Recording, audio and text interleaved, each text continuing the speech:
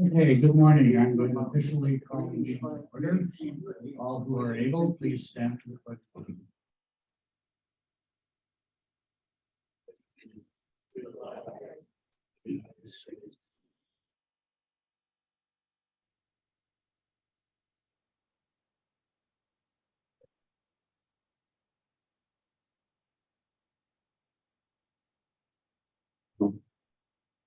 Well, thanks to Mark Stein, who was with us today, and Carol Taylor for picking up the donuts.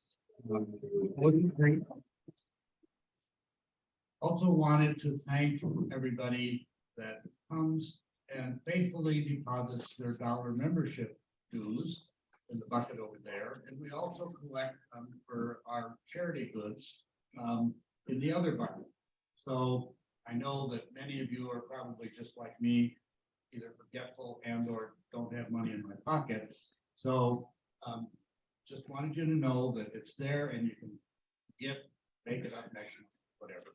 You don't need to put in an IOU. Thank you. I'm going to bypass the introduction of our officers today because we have a very full agenda. And I would like to welcome Pat Peterson, who is the head of the Sunflower Quilt Group. Some time ago, they started giving us quilts for our raffles and different things, and have been very supportive of our work down at the VA hospital. And so I believe it was maybe in March, the board decided to donate back to them $300. And what they did was they went out and they bought all kinds of patriotic fabric. And they're donating back to us probably 10 times that value. You heard, you give it away, it comes back to you 10 times. That's exactly what's happened. So Pat, would you like to bring your group and show the members of the club what you've done? Okay, come on up. We have Carolyn, Jill, Lynn. Talking to the mic. Carolyn, Jill, Lynn, Shelley, and Linda J, who organized getting the fabric. After we received the money, we put in some money in our batting, and the talents in our group are wide. And so we ended up with 25 quilts made, and how many? 21 pillowcases. And 21 pillowcases. So you will have that.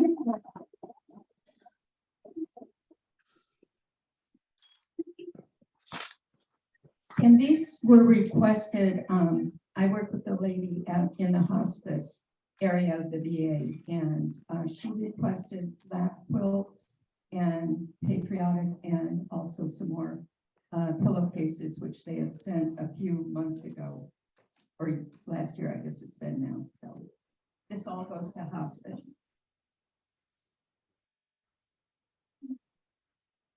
Could you go back? Let me get a picture of you, please. Did you go to it or you want to go ahead? Come on, show your face out.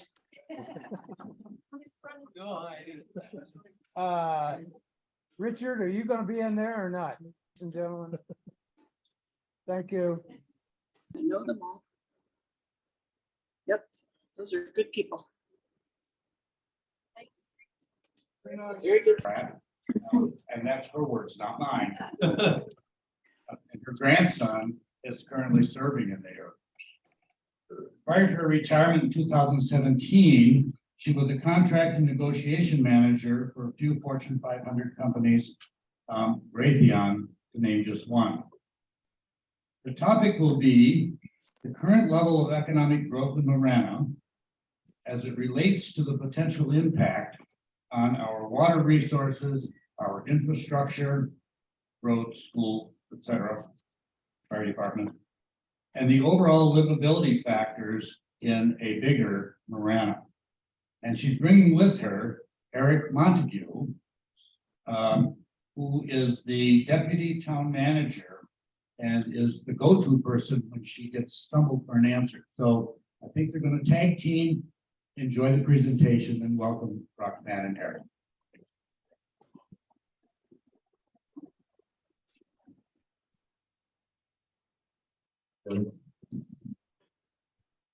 met Richard, excuse me, at the Marana Veterans Club, a couple of weeks ago or so at our luncheon, and I looked at him and said, "Who are you?" And that's when I had the honor to meet him, and he asked if I would speak to you, and I'm very honored to be here to do that.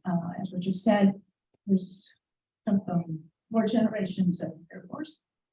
Dad was in about 32 years, and they are allowing someone like me in the club, and which is really great for me because I wanted to, instead of just giving money to the DAV and other things, I can now go out and help them with cemeteries coming up and excuse me, putting the flags up and everything. So very nice for them to allow me to come in.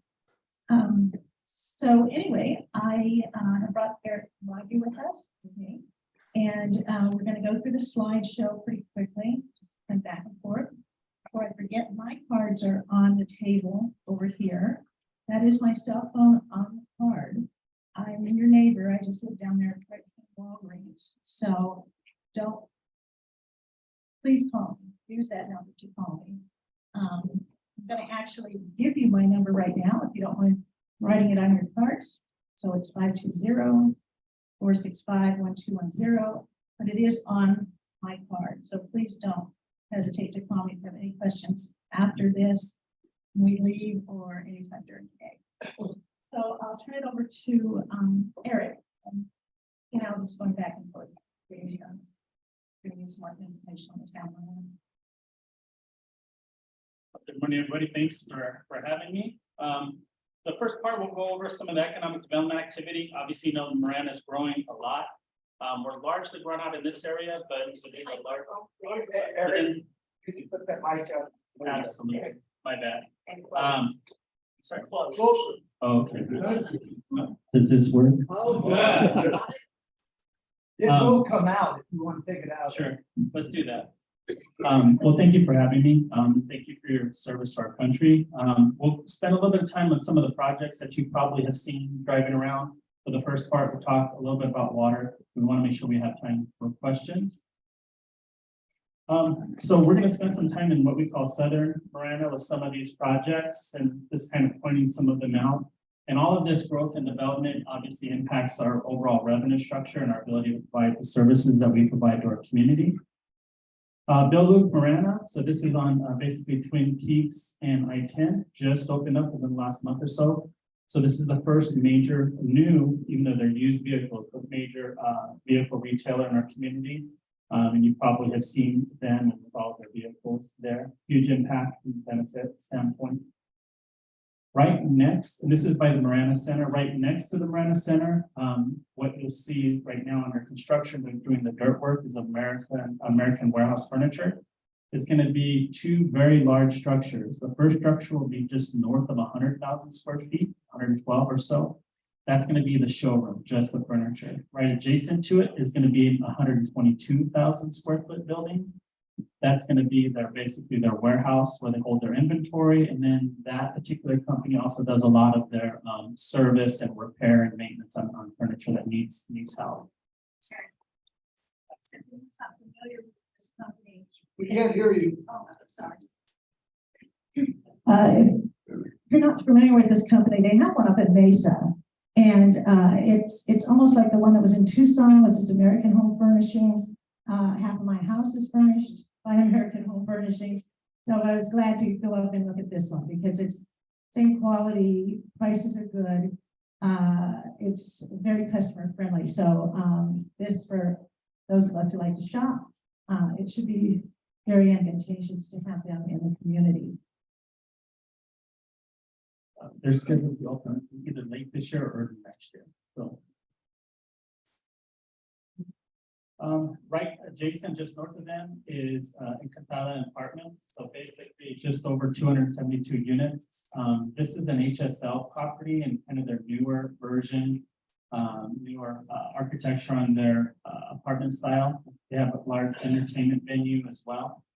So obviously within those residents, again, shopping within our community is add to the overall value and impact to the community. Moving south, we're basically who's scheduled to come on board on basically the Cortero and I-10 on the northeast corner, along with all that other development that you've seen in that area. Is Mark Monta is scheduled to come in. Basically, they've got the permits and plan review at this particular point. They haven't moved forward yet, but hopefully soon they will.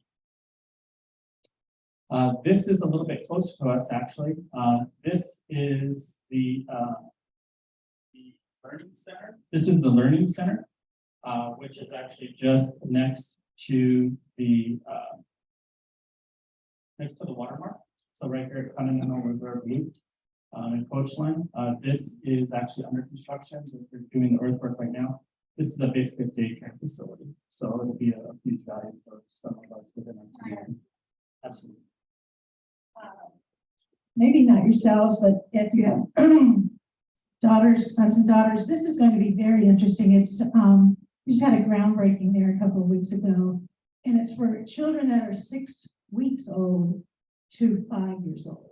So a lot of daycares will not take children that aren't potty trained, so at 6 weeks they're not.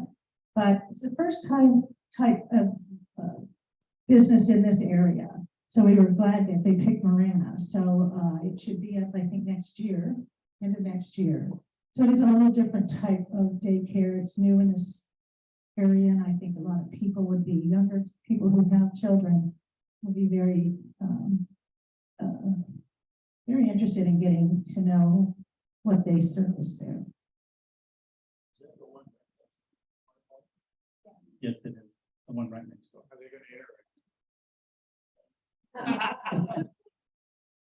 Not that we've heard. Yeah, there may be some. We'll have to stay tuned. This is the album, Senior Living. So this is Corteo Road right here. This is Silverbell. This is the Walgreens, obviously, and this is the Album Apartments. It's substantially complete. Be open up a little bit later this year. This is a senior living, and they provide a range of care for those that are full independent living and those that may need more services. So depending upon what the individual residents' needs are, and again, providing additional, services to those within our community. South of there, closer to just south of the park is Silverwell Gateway Apartments. Here, there's about 300 units. They're about 60 to 70% complete. Those are the tall structures as you get to Aina and Silverbell, just north of the Amazon facility. So there they have about 300 units. Again, from a lifestyle living element, and they'll be open hopefully a little bit later this year. One more apartment complex to talk about. This is Amadita. So this is on Aina Road, basically just next to where the Circle K is. Right next to the Circle K, you see the earthwork is actually happening. This is Amadita. There can be about 200 units. You may be asking yourself, my gosh, there's a lot of apartments going on in Town of Marana, and that is true. We'll have approximately 7 apartment complexes under some form of construction over the next couple of years. And when you look at our housing inventory, and kind of what percentage is like single detached housing versus multifamily homes, basically like duplexes, triplexes, condos, townhomes, and apartments, we lean heavily on single detached homes, like 80 or 90% of our inventory. And really, there's a huge demand or need under any environment, especially now from a housing element and selection of choice. And so that we've seen a lot of apartment complexes coming in play. So we'll have just north of an additional 2,000 new rooms within the next few years in apartments, which again will assist in providing housing options for those within our community. This is Solstice Apartments. This is the other apartment complex. So this is just south of Lowe's. So actually Lowe's is over here. This is another apartment complex, Solstice. It's under construction, 200, should be a little over 200 units, and they'll be open partially a little bit later this year. We'll kind of transfer, within northern Marana. Hello? Oh, battery going.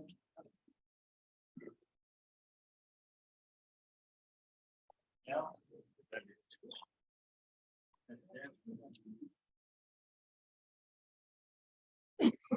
Well, while that's coming, I'll talk a little bit louder. Hopefully, can you hear me? All right. So we'll go to Northern Marana now. So within Northern Marana, this is along the Gladden Farms, basically Chantry Farms Loop Road. So in the Gladden Farms community, this was the prize that said coming soon back in 2007. For those of you that might have been here, that sign was there so long, I think it just fell over or somebody might have run it over. Basically through a series of events, they're actually going to be breaking ground on that this summer.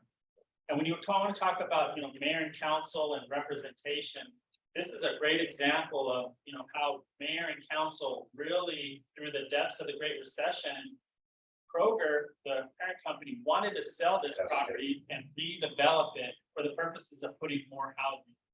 And mayor and council here at the time said, no, we have a commitment to our community to provide, additional services to our community. And basically they said no to those plans and not allow it to be repurposed or developed into more housing. They stuck with it, and really as a result, it's going to be a huge amenity for those in the northern portion of our community. This will be a prize marketplace, so this will be the larger version of prize. You can buy, your lunch meat along with a sofa. So this is, yeah, it's up over here. So this one will actually be about the same size. It'll actually be a little bit bigger than the one that's on Tangerine and Thornydale. For those of you that may have been there, it'll be a little bit larger. And then there'll be additional infill there, but a huge amenity to our community, especially up in northern. And basically in Gladden Farms, so I-10 and Tangerine-ish north of there. This is something you may have heard about. This is an earlier vision, a representation of what the Marana Community Center and Aquatics Facility. This is going to be a brand new asset, new building to our community, one that's been very important to our community since I've been there. Mike Russat at the time, wanted to build a community center. So it's with this overall community center, the actual main structure is estimated to be about 55,000 square feet. It'll have 3 interior full-size basketball courts. There'll be a community room, a workout area, along with different classrooms. It'll have a child watch for those that have children of a particular age that need additional care while individuals are working out. And it'll be available and functional for multi-generational programming. So it's not all geared towards one segment of our community. It'll provide really a greater use and value to the overall community and benefit. And tied next to it will be the aquatics facility, which will have lap pool as well as kind of a family-oriented play area. It's well under design. We're about 60 to 70% design. Design will be completed really before June. By about June, we're expecting to actually be moving dirt, doing some of the earthwork as early as June or July. It'll actually be July of this year. And we're hoping that it'll open sometime in around March of 2025. It's going to take a little bit of time to build that structure. And this is right next to the basically the town municipal complex on Bill Gaudette and Marana. Yeah, we're very proud of this. I think since I've been on the council, this is one of the biggest things we've ever done. And it was your idea. We had gone out, and when we were doing our strategic plan, we were asking people what they wanted. And even many years ago, a rec center to get out of the sun and have seniors, kids in the summer, somewhere to go where they could play all day. So we are just proud of this thing. We took a few design hints from Goodyear. The town went up to council and staff went up to look at Goodyear's rec center, and they had just opened that about a year and a half ago. So we took some design points from them and other points like make it bigger. They have 2 basketball courts, and of course we had to do 3. There were other really good ideas that they had that they saw. We wished we had done that, but they did a very good job. This is going to be for kids 2 years old to 102. It's very relaxing inside if you see the inside of it. And I'll be posting, I have a group page and I'll be posting on there. Just very relaxing. You can just come up, go to the corner, read a book, corner, but different areas where you can sit down and actually read a book. Kids are in the track up top, a walking track inside. As Eric was saying, it's just something for everybody in this. So we are just aerobics, places for seniors. There's a senior club up there, but this will also include what they're doing there on the basketball courts. There'll be pickleball, volleyball, there's basketball. So when you see it come out in the paper, you can take a look at it because it's about 12 miles from us. It's a little further up. The reason we built it there was we own the land. And if we had to buy the land, it would be about a $2 million bill. So people were asking me, why'd you put it way up there? Well, that was one of the reasons it ended up in. But anyway, we're very proud of that.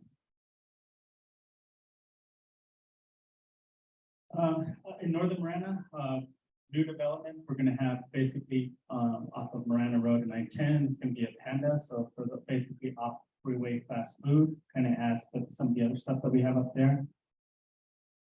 Moving a little bit south, this is modern at Gladden Farms, so this is kind of on Tangerine Farms Loop Road, closer to I-10. This will be a residential rental community, but these individual units will be detached single homes, but they'll be rental. Kind of a newer concept. Really, you may have heard quite a bit about it. There's about 3 or 4 projects in the town of Marana alone, where for individuals that are either not ready or not wanting to buy a home but want a housing option, a home option, then this will be available to them. Pretty exciting to see. Was there a question? What kind of rentals? As far as cost? Yeah. I do not have that information. I do not know. My guess would it be somewhere in the high, probably anywhere from like $1,600 to $2,500 per month would be a guess. What's the size? The homes are a little bit on the smaller side, and actually there is, let me go back. These individual, there won't be actual garage parking. You'll actually see they'll park along within the street, so there is no parking within. But they're going to be around, 12, anywhere from like 12 to 1,400. On the smaller side. And depending upon what the individual is looking for, some people don't want a very large yard, a lot of maintenance upkeep. This might work well for them. Southern Arizona Logistics, these are those very big buildings. If you've been to the north portion of our community out in Tangerine, those ginormous tilt-ups. So those are the buildings 1 and 2, which are listed here. The first building is just over 500,000 square feet. The next one is just under 500,000 square feet. So combined, it's roughly 1 million square feet of basically what are logistics oriented type structure. It is a speculative build, so we don't have any planned tenant, or they don't have any planned tenants, but it'll traditionally be either light manufacturing, distribution, something like that. Eventually, there'll be 3 other buildings. One that'll be like almost 600,000, one like around 300,000, and then this is a small building which only be about 37,000 square feet. So combined in total, we'll have about 1.2, 1.3 million square feet of space up there. So it'll vastly change what that looks like. It already has, and will continue to do so. Just south of there, CTI, so Cement Trucking Incorporated. They're moving their headquarters from just south of the Cal Portland cement plant to north, just south, basically Tangerine and I-10. They're the trucks that carry a lot of cementous products, and they work for mining companies as well, carrying a lot of their products, which you'll see in the dock. So they'll be headquartered and be driving out of our community. Then lastly, basically this is Tangerine and I-10 on the east side of I-10 of Tangerine. This is already vertical as a Maverick convenience store and gas station. That will be open up later this year. So this is just some of the development that is within our community. For those that are inclined, we have a current and future projects portion of our website where you're like, I wonder what's going on here. You can actually go to the website and see what's going on in your corner. They're up there. But how, ultimately at the end of the day, with all this development on the housing side and commercial side, how are we providing all the services and how are we providing water? I want to spend a little bit of time talking about water. Yeah, wooden building on the corner, what is he built on the corner of Coach Line and Silverville? The one on the east side is Stackett Storage, Another storage, another storage, Stackett Storage. and what is the status of Amazon? The Amazon building has basically for the initial improvements has certificate of occupancy has been issued. Amazon is kind of pressed pause as part of a national kind of pause related to kind of the changes in purchasing behavior. So they're anticipating, they said it could be within 1 or 2 years. They're committed to the project. They'll eventually be in that area, serving out of that area, but it may be a little bit. And on Linda Vista and Twin Peaks, just past the American Furniture Place, they're building all sorts of new homes. Correct. Just past that, the road is this, this kind of thing. Is there any plans for going towards the high school? With that road being fixed? Yeah, so within what's called RTA Next, so we have a current RTA plan, that's a 20-year plan that ends in 2026. We're hoping to put together a plan that'll go before the voters going from 2026 forward. I believe that is one of the named or requested projects for Linda Vista that would take it from where it terminates there all the way east past Thornton. Is one of the planned projects. Whether it'll, make it to the final list or not, I don't know, but it has been identified as a need by the county and by us as well, because it bumps into Marana. Yes, sir. What about the property Crown West, right next to some, Right through. partial development right there with Crown West owns that land. Would be 150 homes. That Coach Line. On Coach Line is up here. Are you talking about, I think it's Summerton or Summertime, Right. next to, Right. Yes, 100 or 200 homes. 155 homes, yes, La Puerta del Norte, right beside them. They are over there throwing dirt, they're putting in infrastructure right now, still belongs to Crown West. They haven't been able to find a buyer. They had one about 1.5 years ago, but they had to pull out. So they're going ahead and putting the infrastructure in, the utilities, the water, the sewer. And in the meantime, they're looking for a buyer. So, If a new buyer comes in, they're showing to the developers, they have to stay in the same parameters, the next number of homes, single story, or does Marana have the opportunity to change that zoning, So make it different? I'll answer this question and then we'll go ahead and proceed through the rest of the slides and then we'll leave it open for questions for everybody. But in short, any restrictions tied to the land, stay with the land. So a new developer win would still be tied to it, unless they came back asking for something different. So water is very important to our community. And in fact, the reason why Marana Incorporated was really for the purpose of protecting its water resources as City of Tucson was acquiring and advancing lands. So I think this is important. Obviously, where we're at right now is serviced by Tucson Water. So anybody who lives within this community is serviced by Tucson Water. We're all concerned about water, but I want to kind of show what, from a Marana perspective, was a utility provider. These are our well reservoirs from roughly 1970 to 2022. And you can see a general increase in our basically our aquifer levels by almost 50 to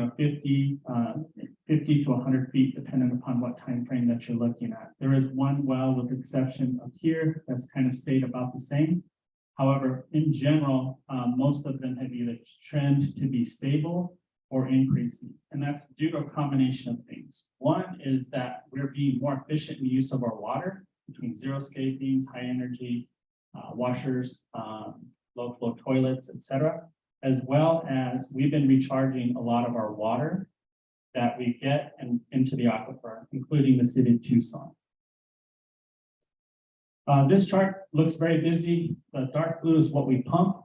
The light blue checkered one is what we deliver. In short, what the takeaway here is that there's a national target that water pumped and delivered, you want to avoid losing more than 14%, right? Loss is through leaks, maintenance, service, etc. Town of Marana is at 5%. That's very high. That's even higher than the city of Tucson. Something that we're proud of because we want to take care of that resource. So what we pump, we want to be able to deliver. This chart, we have what's called a designation of assured water supply. So within the city of Tucson has its own designation. Marana has our own designation. The red line represents what our current designation is. This is the current water that we're providing. So this is residential, this is commercial. This is who is coming. So this is who is going to eventually, the housing and commercial development that we have signed plats for, that we know are coming. We just don't know when they're going to come, but we have to account for them. And then we have what we call pre-platted, which are those that are earlier in the development stage that we need to plan for. In short, we've got a lot of activity that is coming, and we need to plan for that now. So we're in the process right now of modifying our designation of assured water supply, which allows us to be able to provide service to those that are coming and guarantee we can deliver a 100-year water supply. This is quite a bit of information, but it was submitted back in May. We've received a couple of notices of deficiency, which sound horrible, it feels horrible. But on average, most of the applications, you get around 3 to 4. We're at the second one now, we're responding, and we're hopeful that we'll be able to amend our designation of assured water supply. Tied to that is water planning. So one of the newer projects that we're doing right now is what's called a water resource master plan, and we also actually have a task force. What that did, it started last calendar year, basically getting information related to kind of our overall current water portfolio, what our current demands were, what our growth is going to look like, and what our water demands are expected to be. And then it went out to identify what are possible strategies for us to identify additional water resources. Where within the water market can we get those resources that we're going to need for all those people that are coming? So we're pretty much to the end of that, where we have basically a listing of possible projects. They're still being evaluated, but that'll identify whether they're constructed recharge projects or acquiring additional water resources. That'll be coming forward as well. Drought preparedness plan. Obviously, anybody that's been here for some period of time would know we've been in drought for over 2 decades. This is a chart that shows really from only 20 years, from 2020 to 2022. The takeaway here is the darkest maroon color here is what's called exceptional drought. You can see over the last couple of years, we've had significant periods of excessive drought. We've had a very gracious and wet and snowy winter and pretty much spring, which is great. But 1 year alone is not going to bring us out of this. It'll help. We'll take everything we can get, but we still need to keep planning. So tied to this is we're doing the drought preparedness plan. We need to do an update. It's been last updated in 2007. What this will do is basically tie, once we get to declared shortages, then what will happen is the town, for those town water customers, you go from voluntary, the more severe the drought, you go from voluntary to through progression to essentially involuntary or mandatory changes to water use. An example of that is please don't water outside if we're in tier 1. If at tier 4, you can't water anything outside, would be an example. These are the elements of the plan. This has already been drafted and will be to council this year. Basically updates it instead of only regional or statewide factors, brings in what are called local factors. So let me just go through here. This is the drought management team, which basically led by water, but it'll involve a number of individuals with various disciplines. And ultimately, at the end of the day, we want to lead by example. Water conservation has always been important to us. And in fact, Southern Arizona really leads the state from water conservation. We've been doing it for a lot longer than we've even been in this drought. These are some of the different things that we've done related to water CASA, outreach, and our website. This is kind of what that talks about. This is, I think, an important chart. This is 2007, and then right there is the most recent data that we're able to pull into the chart is 2021. And the actual blue, the darker blue, is water pumped and delivered. And you can see it really hasn't changed that much from 2007 to 2021. But look at the number of accounts. We've added a ton of accounts, but we're not using a lot more water. Well, that's because the average of gallons per person per day has actually gone from like about 140 to 150 gallons per person per day since 2007 to about 100. That's a drastic increase, right? And that's individuals like you and others in our community that are being water wise. And that's something we should celebrate and keep working on. And in fact, we are. We have basically going forward, we have smart metering. So certain, it's a voluntary program right now. Depending upon how it works, we might roll it out wider later, but basically a smart meter is a meter that has a Wi-Fi connection and ties to an application, and it tracks your water usage in 15-minute increments, and then you can log into it, set alerts, and you can actually track how much water you're using. If you're on the other side of the country visiting family, you can check on your water meter and say, hey, there's nobody there, nothing should be used, you can check on it for that. The upper right-hand portion is our water academy. For those in our community, periodically we'll have a water academy. If you're interested, we encourage you to participate. And the lower right is we have, it's never too early to start communicating the importance to water. And in fact, we do a great job with our local schools, elementary schools, and that's a picture of us at a local elementary school, talking to them about the importance of conserving water. This is just kind of an overall update. You know, we're applying current efforts immediately in the near term. We're hiring additional individuals. We're evaluating rebate programs. City of Tucson does offer rebates. We'll talk about that in a second. And then going forward, we'll be able to develop more aggressive strategies on being water wise. This is City of Tucson. These are just some examples, just for illustrative examples of what the City of Tucson has. So these are available to those of you in the room that are City of Tucson water customers, but high efficiency toilets for gray water systems, landscape and other, converting landscape from grass to turf production. Those are some of the different programs that are available. This, I think, is the better chart. So in the case of this is the City of Tucson, so you could see, they're different demographic, a lot of older homes meaning, 25 plus years old or older. They got a lot of efficiency out of just converting from the regular toilets to high efficiency toilets, your 1.2, 1.1 gallons per flush or less. And then these are some of the other things that are available between gray water, utilizing gray water, water harvesting, etc. So we are in the process of evaluating those. We're in the process of adopting our budget. We do have a kind of proposed program before Mayor and Council. We're hoping to close that within the next month or so. But should it be approved, we would have a rebate program to offer a few options. So high efficiency toilets, hot water recirculation pump, and then potentially gray water harvesting to step into. All the documents would be available and they'd be on a first come, first served basis as we kind of do. So in the interest of time, I kind of covered that pretty quickly. And then I think now we have time for questions. Wondering if you could cover a bit about road infrastructure and fire departments. Well, we can talk definitely about road infrastructure. So related to, we are currently in an update for what we call the Transportation Master Plan. So it's a long-range planning document. The last update was about 2001 or so. So we're in the process of that. That will basically take our current road system and then factor in growth and projected growth and identify what the future needs are related to infrastructure and infrastructure improvements, kind of going forward from new projects. We continue to monitor and manage efficiencies within existing infrastructure, transportation infrastructure, and continue to monitor related to signal timing and other adjustments that we can make it as efficient as possible. But that's tied to the long range planning that comes in. All these developments that we talked about tied to that.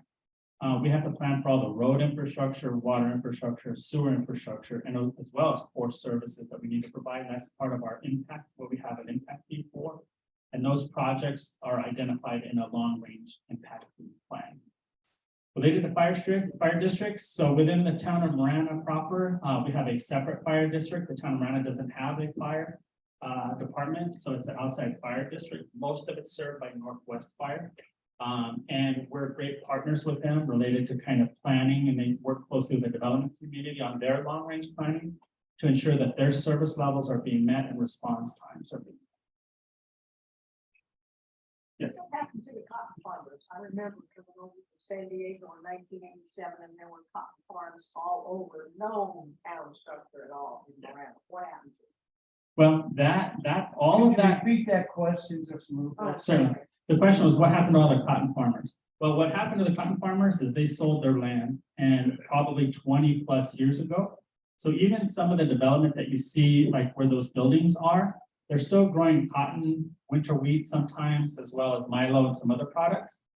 But that land has been sold decades ago in some cases to a developer, just the market hasn't been right. So eventually, all of that farmland will convert, it's privately owned, it'll convert to some type of product or project. Where they've gone, I don't know. So in some cases, it's provided a retirement, for the families, as well as an opportunity for them to move. Ranching and farming is still an important portion of our community. We're not looking to push anybody out, but it's kind of the development path. What was that time frame on the price store coming in again? The price store will turn, we're hoping for it to turn dirt sometime in the summertime, but it won't be open until next calendar year. It'll take about a year of construction is what we're hearing. Great question. Couple questions. Is it cost effective to the residential consumer to convert to a high efficiency, tear an old toilet out, put a new one in? And two, what's happening across the wall here? That land has been under process for the last 27 years, and it's still not done. Okay. Related to the first question, so there are two, what we want to do from a rebate program is incentivize or offset some of the expense of converting to a more energy efficient toilet. The long-term gain on that from a town-wide perspective is use of less water. To defray your costs, we would, if we're successful, we would basically be able to offset some costs. So it might be $100 or $200 towards the offset of that toilet. There'll still be some expense on the homeowner side. We believe it's worth it because again, we're utilizing less water and that makes for most the best overall use from an overall community-wide perspective. So we believe it is, and we're hoping that the community will also see the value. If I think what you're talking about is that basically Pima County is doing a sewer force main project, is that what you're talking about, the shared use path? The new housing development. KB home. Well, So, yeah, so there's a planned development on basically coach line as you get close to the El Rio project. That project is, The one right over the wall from us here. That's line in Linda Vista.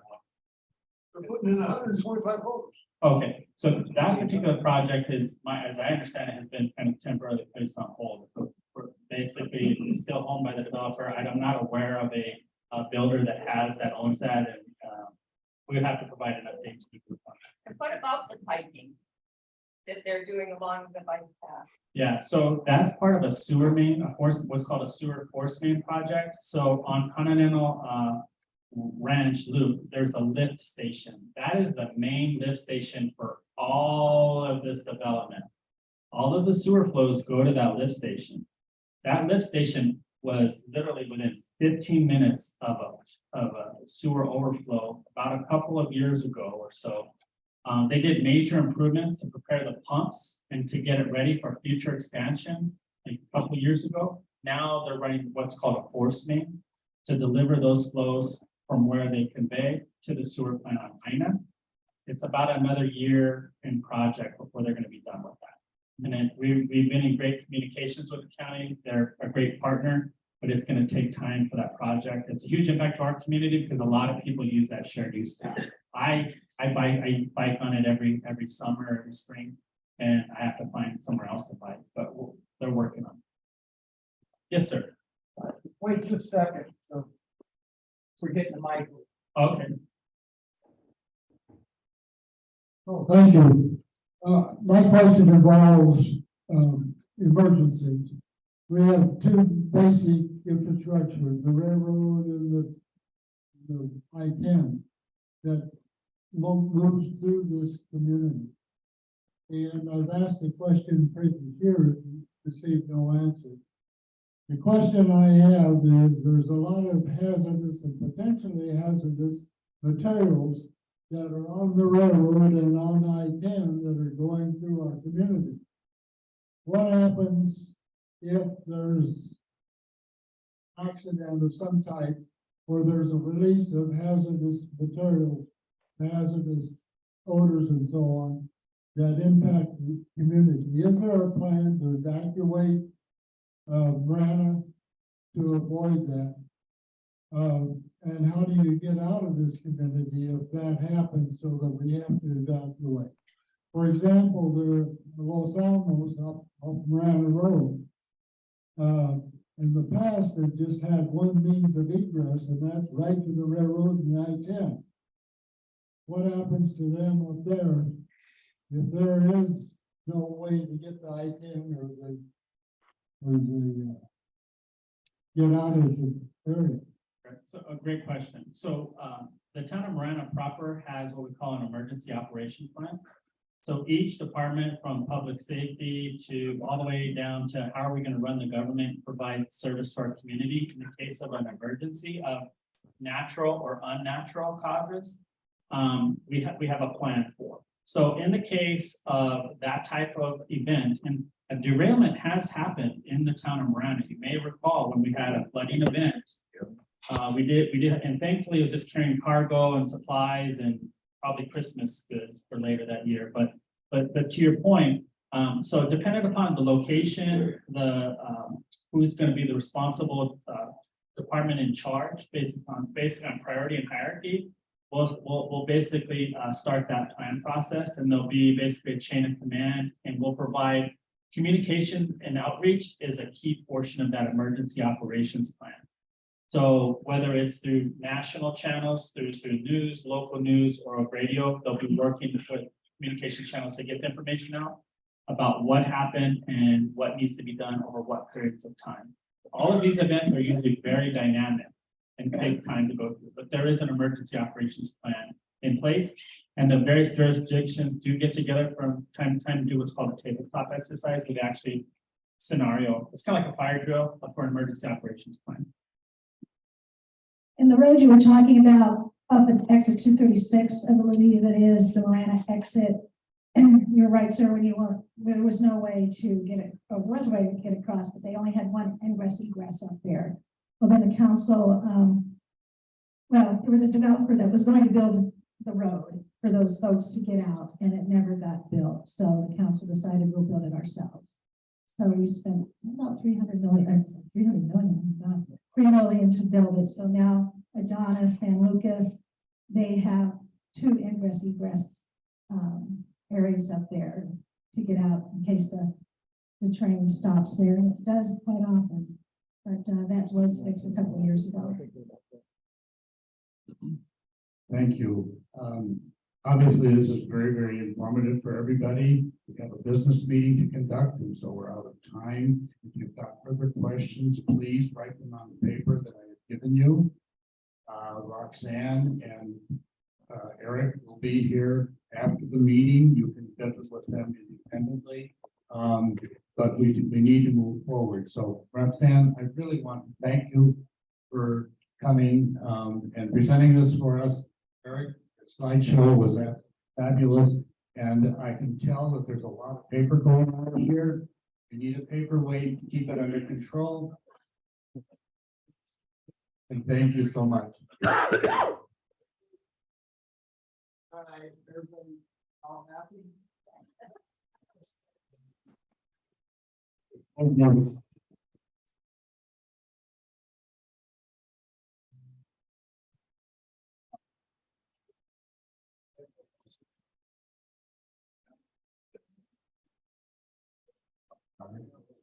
cards are on the table over there. So grab a card, and even if you think of a question tomorrow or the next day, she's reachable.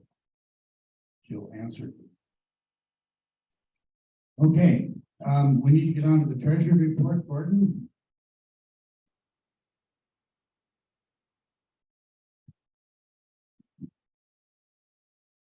Very fascinating on that. Thank you.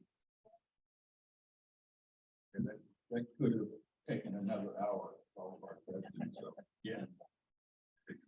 Thank you. All right, the treasurer's report ending April the 30th. We started beginning of April with a balance of $3,567.19. We had a $95 deposit for tickets, $964 deposit, cookout tickets also fixed. We had on the 11th, $585.33 deposit for came through PayPal. On the 17th, we had $720 of that. Part of that was for 50-50 donation, 50-50 drawing. We had the donation, someone donated, and actual cookout sales.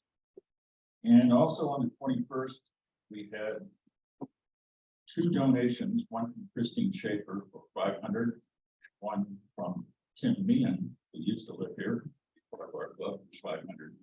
And if Tim's listening, thank you, Tim. As far as expenses, we had $86.73 for the cookout, $40.99 also for the cookout. We had a $300 check we have given to VA Volunteer Services. $59.92 Patriot Pantry. And I wrote a check to Tim Walter for $31.44 to reimburse him for funds for our cookout that he spent on something. And speaking of that, I think we all need to thank Roger Daggett for $1,000 today that he donated. Tim. Roger is United Realtors, and Tim Walter for Diamondback Real Estate gave us a check for $500, and also he gave me back the $31. I wrote him reimbursement for it. So thank you. Obviously, if any of us or somebody knows that they're going to sell a house, these 2 guys are people who give back to the community. So think of them first. Thank you. Oh, by the way, we had a closing balance of $5,502.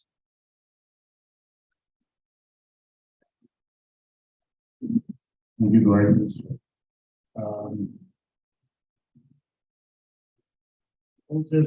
Sharon, could you briefly sum up the cookout results? Sharon Bender was the co-chair. She's a member of our board for newish members, so many of you may not know her. Sharon. The cookout was a complete success. I attribute all of this to our wonderful volunteers that helped for this event to be put off, and I don't think we had any complaints about the food. This was my first year co-chairing Kimmy. I got to observe her working in the kitchen, and I'm just hoping that I can stand in her shoes. She's handed off the baton, but I had a great opportunity to observe how she works. Very efficient. And without her, she's going to be missed, let me tell you. But the event went off without a hitch, and I am so thankful for everybody that contributed and helped to make this event a success. I am so proud to be part of this organization. And thank you very much. Thank you, Sheriff. Moving on the 8th of April was the, I can't remember what number, it was. But I guess it would be number 23, the Marine recognition memorial service out at the Marana airport area. Was presented. It was the first time that I was able to attend. I was really impressed. They honored those 19 Marines beautifully, and they had an opportunity for us as Sunflower Club to have our name involved there, have the application for it. We presented it to the board last week, and they approved the monies to put a plaque from the Sunflower Community Veterans Club out there at the memorial site for the Marine. So I just wanted to bring you up to date on that. The next thing that's going to happen is the Schaefer team offered to sponsor a summer picnic, and the poster is right here. You've probably also seen it in various places because I did put it on Sunflower United. It gives all of the details. There's only one seating. It's going to be very, very simple. But all of the proceeds, of course, will come to the Veterans Club for donation as a benefit that they are putting on specifically for the Veterans Club. There will be tickets available immediately following this meeting. We are giving the veterans, because it's Memorial Day weekend, first opportunity for the tickets. There will only be 80 tickets sold, period. That's all the smoker will hold. So 80 tickets available, go on sale at the end of this meeting. Honor flight. We have 3 people that went on the honor flight and just got back last week. I don't know that, yeah, they're all here. Mike Donahue, Tom Shambo, and Gordon Barron. Got to go on the honor flight.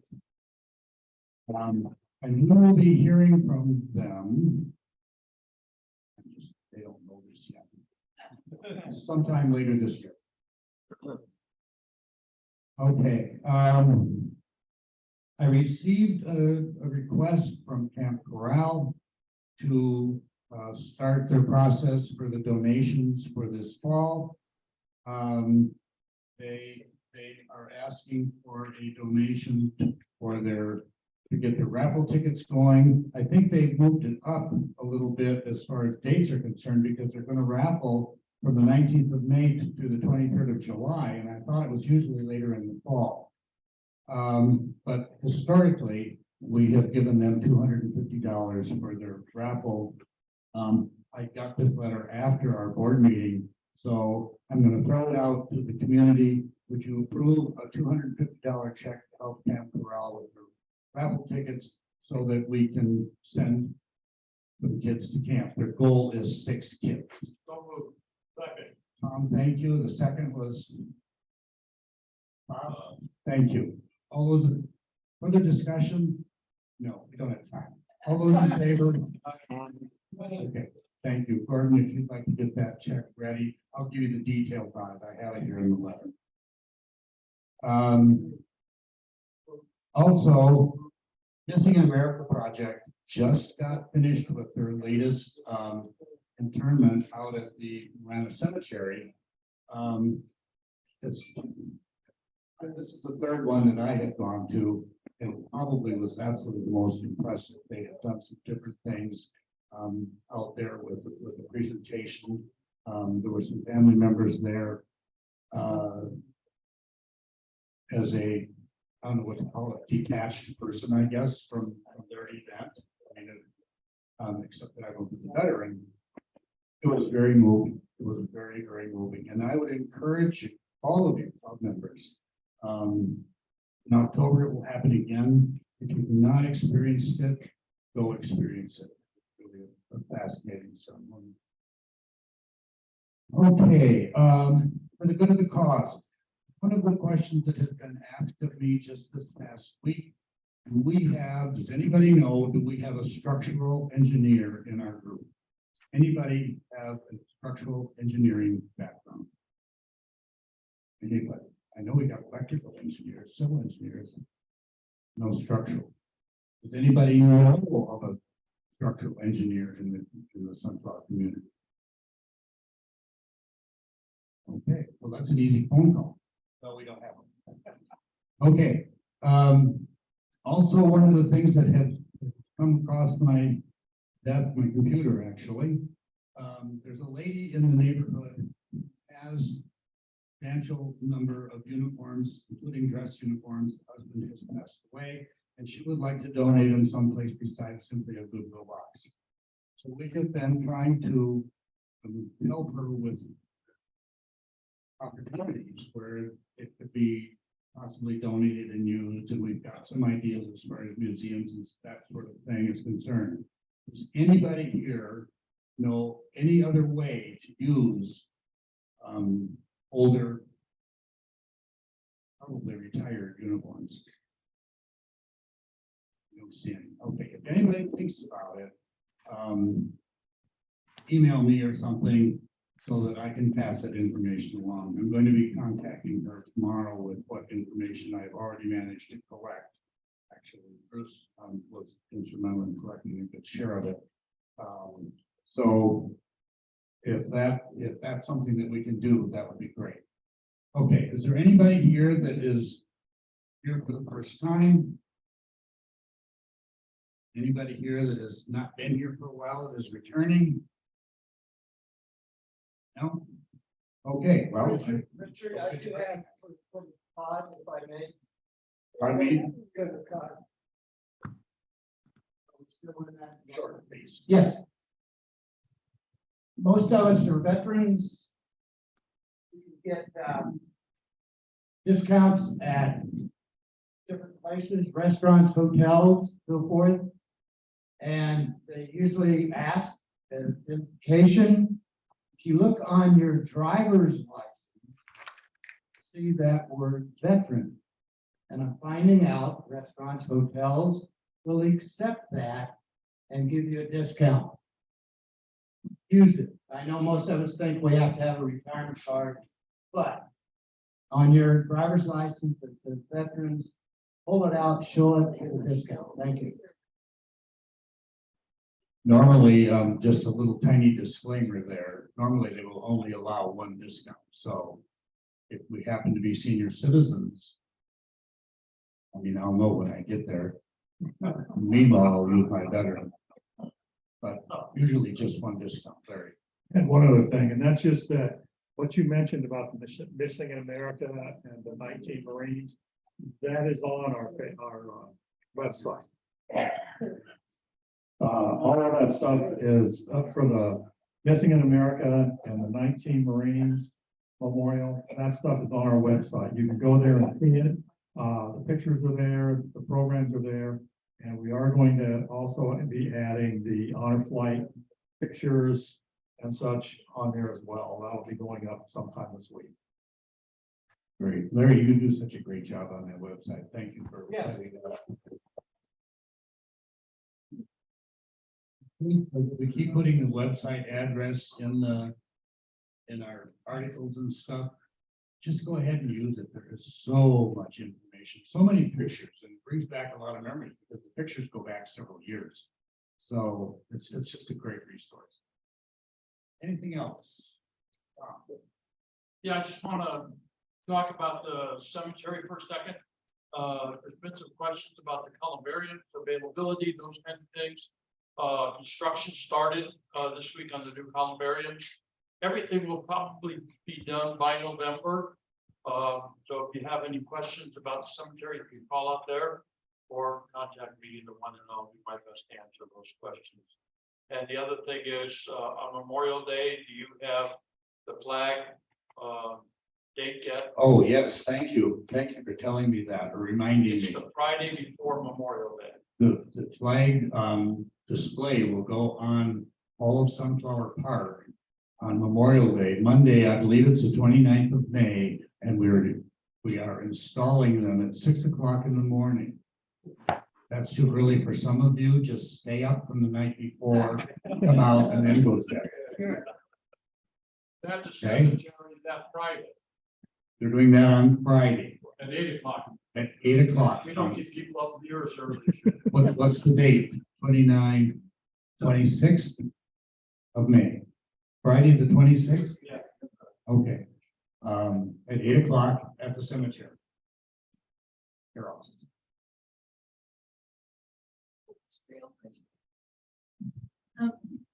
Jose, Sereno's widow called me and she's had some flags he wanted us to have and some stickers for your car or window. And so she gave those to me and she wanted them to go to us first. So they're over there by the door if anybody wants to take whatever they want from that little display. Thank you. So when you go over there, you can get both the flag and Roxanne's card. Jimmy? I want to give a shout out to Tim, my realtor, and the top hat who's going to do my real estate, my estate sale. I have an estate sale Friday and Saturday, the 5th and 6th. Please come buy anything you want. Okay, and guys, I have so thoroughly enjoyed being part of this club. It's just great, and I'm going to miss you guys so much. Thank you. For you, Jimmy. Since you're here speaking, how can it be an estate sale? Well, I didn't want to use the term yard sale, but the prices are totally different. So it's an estate sale. Us are doing that now.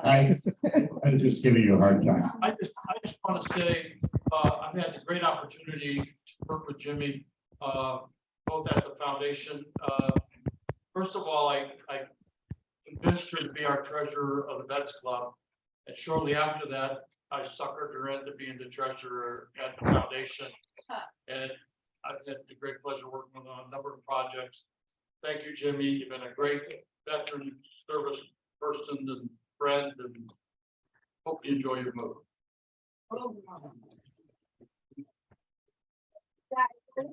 Okay, if there's nothing else, I see no more hands. We're adjourned. Where are the ticket sales?